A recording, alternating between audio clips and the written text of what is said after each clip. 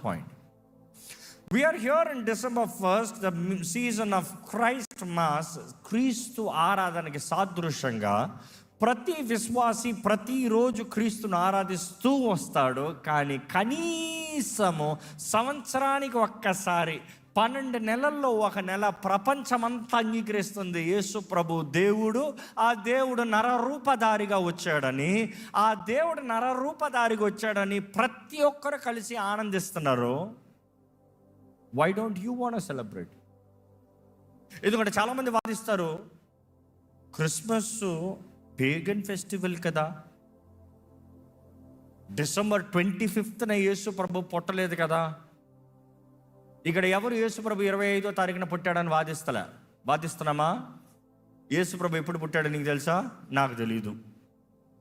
అలా తెలుసుంటే ఈ పాటికి ఎప్పుడో అన్నీ అందరికీ తెలియజేయబడి ఉండేది. కానీ మొత్తానికి యేసు ప్రభు పుట్టాడా? 100% పుట్టాడు. చరిత్ర నిరూపిస్తుంది. ఎందుకంటే ఈరోజు హిస్టరీ చెప్పాలంటేనే బిఫోర్ క్రైస్ట్, ఆఫ్టర్ క్రైస్ట్. క్రీస్తుతో చరిత్ర మొత్తం 2 అవుతుంది. So nobody can deny Christ coming into this world. నరరూపధారిగా దేవుడు వచ్చాడన్నది మనందరం నమ్ముతున్నాము.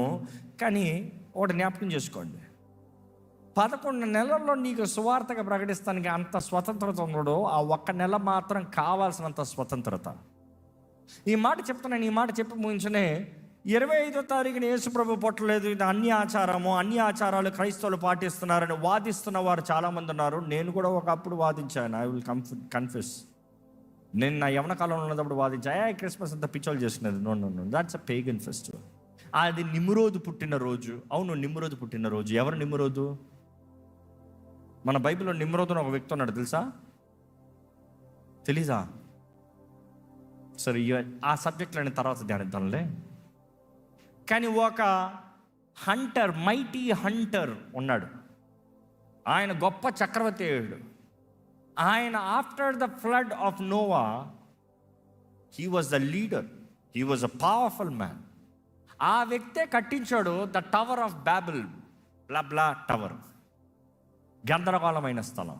దేవుడు దిగి వచ్చే మనుషుడు భాషను మార్చేశాడు. ఈడు మనుషుడు ఒకటే ఉన్నాడు, ఈడు భాష ఒకటే, భాషను తారుమారు చేసి వెళ్ళిపోయాడు. So he never let them communicate in one language, he changed the language. So గమనించినప్పుడు మనం చూడొచ్చు, దేవుడు దిగి వచ్చి భాషను మారుస్తాము. ఆ నిమ్రోద్ అనే వ్యక్తి ఆ మనుషులందరినీ నడిపించిన వాడు నిమ్రోద్ని దేవుడిగా ప్రకటించారు. తర్వాత ఎవరో కాదు, తన భార్య సెమిరామిస్. నిమ్రోద్ చనిపోయిన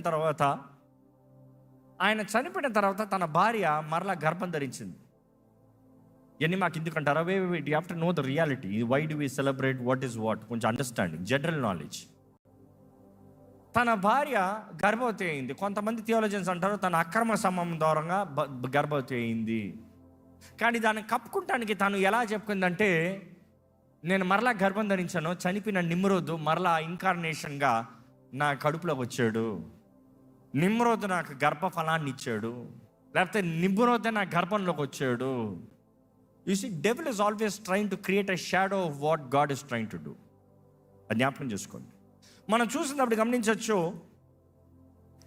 సరే, ఎక్కడ చూస్తున్నాం చూడట్లేదు, గమనించండి. Because I'll be careful what I'm talking. ఆ నిమ్రోద్ భార్య తజ్ము అని ఇంకొక బిడ్డను కనింది. ఆ బిడ్డ సెలబ్రేషన్కి 25th December. So 25th December they used to celebrate Nimrod and son and Semiramis. ఆమెకి ఇంకొక పేరు ఇస్తారా. గతంలో మాట్లాడిన ఇస్తారా గురించి గుర్తుందా? So here are there. తను ప్రకటించింది తన దేవుడు అని. ఇవన్నీ అపవాది సంబంధమైన కార్యములు అనేది బాగానే ఎరుగున్నాం. కానీ ఇది పాటిస్తున్న ఈ రోమన్స్, ఈ పర్షియన్స్, వీరందరూ ఇది బాగా ఎరుగున్నారు. వారి ప్రాంతాలు తగినట్టుగా వారి పేర్లు, ఆ ఆచారాలు, ఆ పండగ. ఎప్పుడైతే రోమన్స్ రక్షించబడ్డారో, సువార్త ప్రకటించబడిందో, అంత మాత్రం కాదు, కాన్స్టంటైన్ క్రైస్తవులుగా ఉండాలని ప్రకటించారో, వారికి పండగలు లేకుండా పోయి, వారి పండగల్లో ముఖ్యమైన పండగ 25వ తారీఖున ఈరోజు మనం సెలబ్రేట్ చేస్తున్న క్రిస్మస్ పండగ. కానీ ఆ పండగ రోజు అన్యులందరూ ఆచరిస్తూ ఉంటే, వారికి మాకు పండగ లేదని కూర్చుని ఉంటే, మా యేసును కూడా మేము జ్ఞాపకం చేసుకోవచ్చు కదా, మా కొరకు నరరూపధారిగా వచ్చిన యేసుని జ్ఞాపకం చేసుకోవచ్చు కదా, పరిశుద్ధమైన రీతిగా జన్మించిన యేసు జననాన్ని జ్ఞాపకం చేసుకోవచ్చు కదా.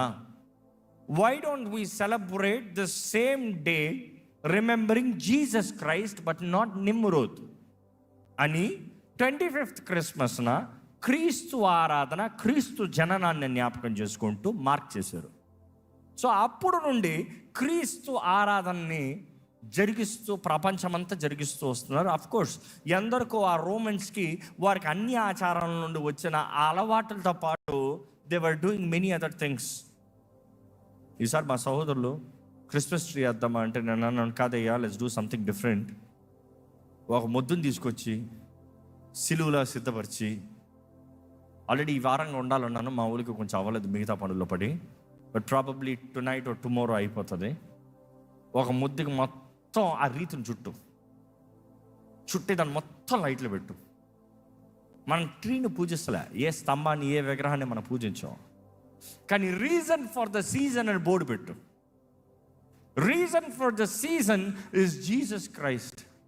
ఇందుకు మనం ఆరాధిస్తున్నాం, ఇందుకు మనం గణపరుస్తున్నాం, ఎందుకంటే మన రక్షకుడైన యేసు ఈ లోకంలోకి వచ్చాడన్నది జ్ఞాపకం చేసుకుంటూ. So I would say irrespective of ఏమి జరుగుతుందో, హిస్టరీ ఏంటో కానీ, 12 నెలల్లో ఒక నెల కనీసం యేసుని జ్ఞాపకం చేసుకుంటండి. మనల్ని ప్రేమించి దేవుడు మనకి బహుమానంగా తన అద్వితీయ కుమారుడిని ఇచ్చాడనేది జ్ఞాపకం చేసుకుంటూ, దేవునికి కృతజ్ఞతాస్తుతులు చెల్లిస్తూ క్రీస్తుని ఆరాధిస్తంలో తప్పు లేదుగా. ఇంకో మాట చెప్తాను, 11 నెలల్లో నీ పక్కన ఉన్నవాడికి యేసుని గురించి చెప్తే సనుక్కుంటాడు, కొనుక్కుంటాడేమో. కానీ క్రిస్మస్ నెలలో కొంచెం ఇల్లుని అలంకరించి పక్కోడికి 10 మందికి స్వీట్లు పంచి యేసు ప్రేమను తెలియజే. ఎండా వింటారు కదా, దేర్స్ అన్ ఆపర్చునిటీ. ఎస్, ఎవరిని మార్చలేరు. ఎవరినన్నా మార్చగలిగితే అసలు దేవుడు రావాల్సిన అవసరమే లేదు. ఇంకో మాటలో చెప్పాలంటే మనుషుడు మార్చగలిగితే, మనుషుడు అంతటా మనుషుడు పరిశుద్ధుడు అయిపోగలిగితే యేసు రక్తము చెల్లించాల్సిన అవసరం లేదు. ఒక వ్యక్తిని నీతిమంతుడిగా మార్చేది యేసు రక్తము మాత్రమే. నమ్మేవారు హల్లెలూయా చెప్పండి. ఒక వ్యక్తికి విలువనిచ్చేది యేసు రక్తము మాత్రమే. నమ్మేవారు బిగ్గరగా హల్లెలూయా చెప్పండి. ఒక వ్యక్తిని యోగ్యంగా మార్చేది యేసు రక్తమే. ఈరోజు జ్ఞాపకం చేసుకుందాం, ఈ సీజన్ స్టార్ట్ అయింది. బట్ దెన్ విశ్వాసులుగా మనము తెలుసుకోవాల్సింది ఏంటి? లోకానికైతే ఇదిగో మీ కొరకు రక్షకుడు జన్మించాడు. యేసే మార్గం, యేసే జీవం, యేసే సత్యమో ఆ యేసు నీ కొరకు మెస్సయ్య జన్మించాడు, రక్షకుడు జన్మించాడు అన్న శుభవార్త. కానీ యేసుని ఎరిగిన వారికి ఏంటి? What can we remember this season? So that is where I want to introduce this Christmas season first message. ఏంటి తెలుసా? We are in war. పక్కన ఉన్న వాళ్ళు చెప్పండి, మన యుద్ధంలో ఉన్నామని చెప్పండి.